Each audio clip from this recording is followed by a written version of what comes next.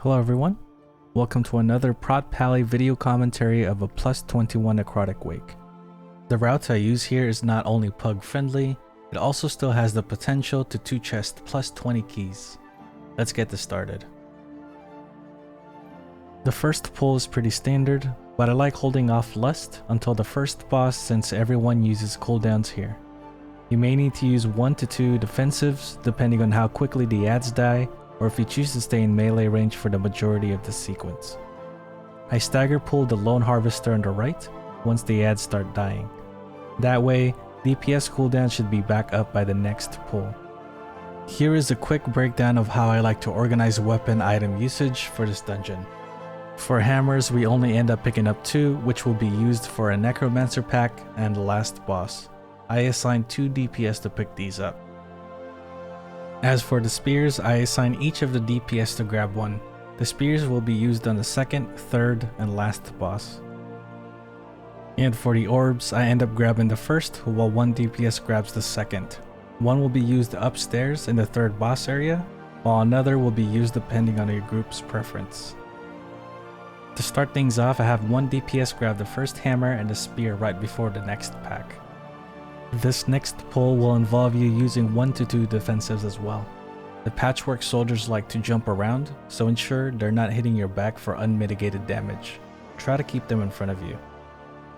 Having a hunter, rogue, or boomkin will also be nice to help soothe the vanguard. I generally have the vanguard soothe around 7 to 9 stacks, so you're not getting one shot out of nowhere. I also recommend you solo interrupt 1 harvester, while the other DPS are free to rotate kicks on the other harvester and vanguard. This pack will spawn Pride, so I suggest moving to the Goliath once the adds die for better positioning and visibility. We won't be using the Goliath until the first boss is killed.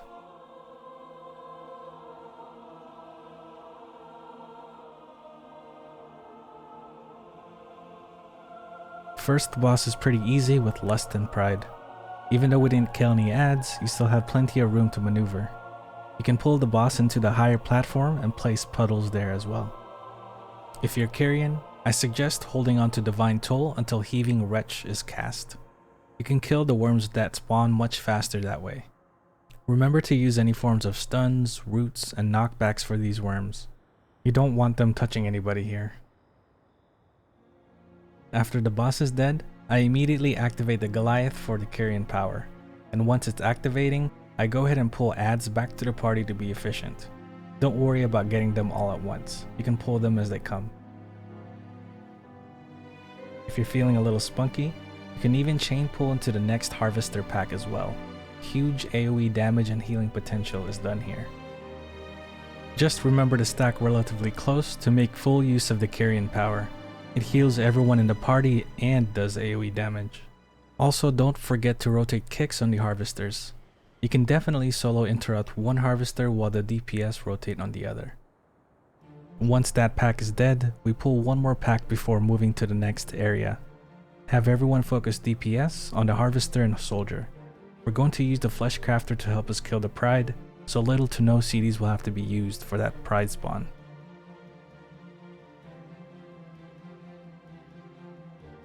If you're carrying, you should still have your steward up so you can activate this next Goliath. This pull will include the blight bags, the necromancer pack, and the sorcerer pack. I generally have a ranged DPS pull the far blight bags for me while I pull the rest.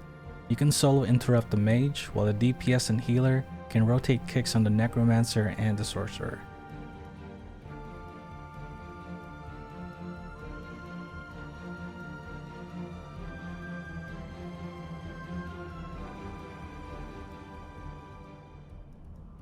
Once that pack is done, I go ahead and grab the orb and invis through the next few mobs here. During this time, I assign another DPS to pick up the spear first, then the hammer. We will be using this hammer for an upcoming necromancer. If the DPS pulls adds while getting the hammer, it's okay. Make sure you don't get into combat as well and let them die. You can res them after.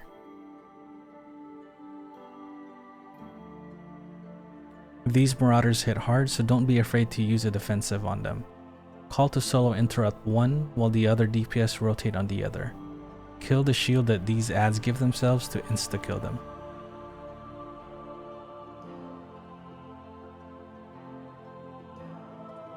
You'll be skipping the majority of the ads here. It's okay to wait for the skeletal monstrosity to clear out of the way. I placed a diamond purple marker to show where you and your group will be going.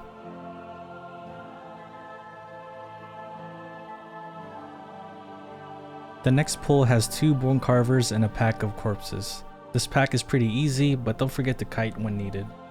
We'll also have the last DPS pick up the spear here.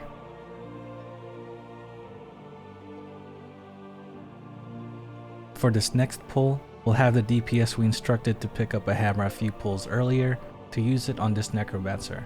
Solo kick one mage and have the DPS and healer rotate on the other mage. Remember that you're only focusing on kicking the volley casts. This pack also spawns pride, so prepare some CDs if your healer needs it.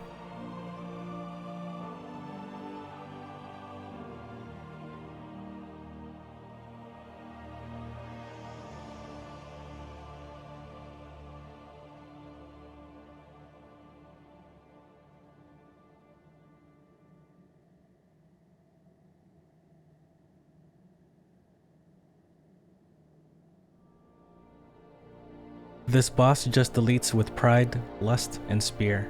It's up to you and your group if you want to use the tank orb for this boss. My team agreed to play it safe and suggested to use the orb on the last ad phase. You don't have to if you breeze through them.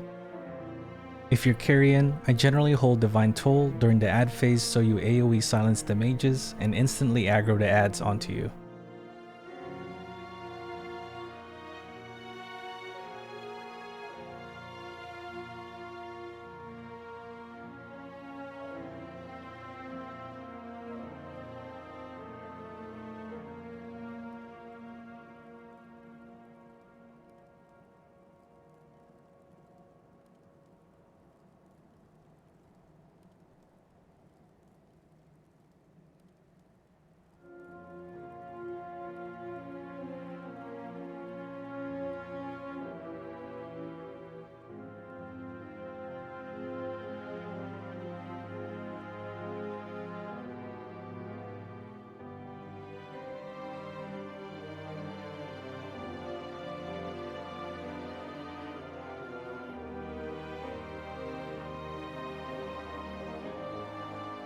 Once the boss dies, I immediately pull the Marauder pack we skipped with Avenger's Shield. Tell your team to focus DPS on the Marauder to insta-kill it. Don't forget to rotate kicks here as well. If you haven't already, have one DPS grab the last orb. We'll be using it for the next pull.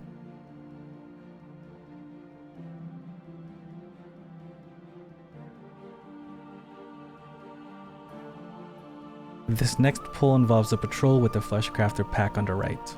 Wait till you grab a hold on the ads for aggro before you let the DPS use their orb. This pull hurts, so don't be afraid to call treants and use a defensive or two to live through it. Kite if you need to.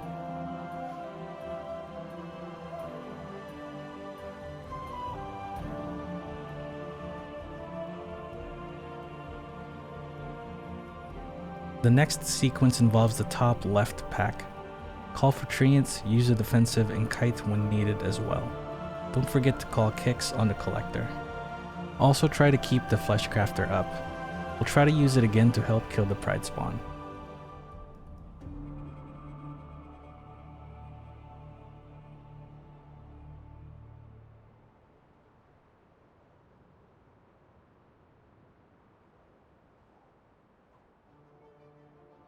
Once the Pride spawn is dead, we'll pull the last Stitchwork pack. Call for kicks on the collector and kite when needed.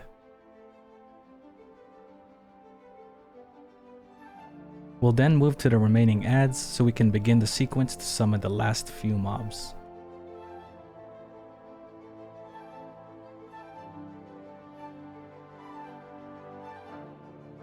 These two assistants aren't too bad for you as a tank. Just ensure that the DPS have the cleavers thrown towards the ads.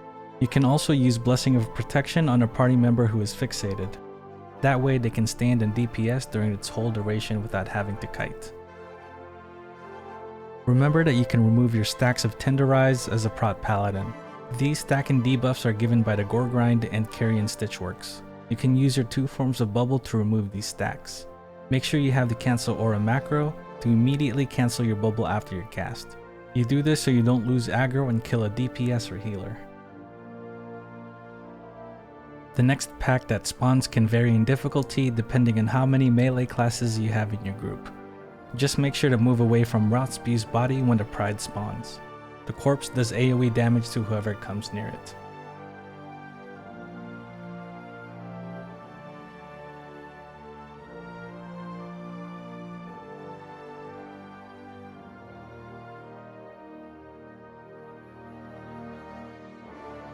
This boss is also pretty easy with the Pride buff and Spear.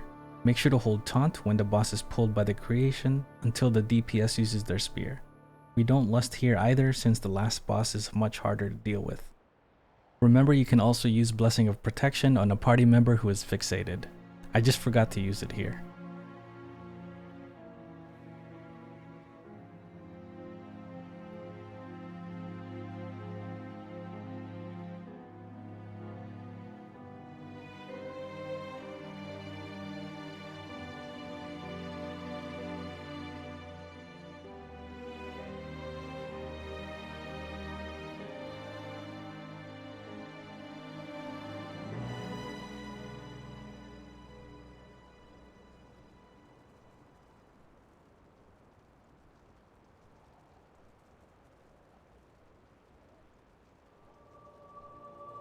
Remember that we still have one hammer and spear for the last boss, while lust and spear on pull. The hammer, on the other hand, will be used near the end of the boss fight to break his shield. Remember to follow mechanics and move during Comet Storm. We didn't pull the boss immediately since we were waiting on the mage's combust to come back. Even with 9 deaths, we still had more than enough time to kill this last boss, so we just laid down a feast and chilled for a bit.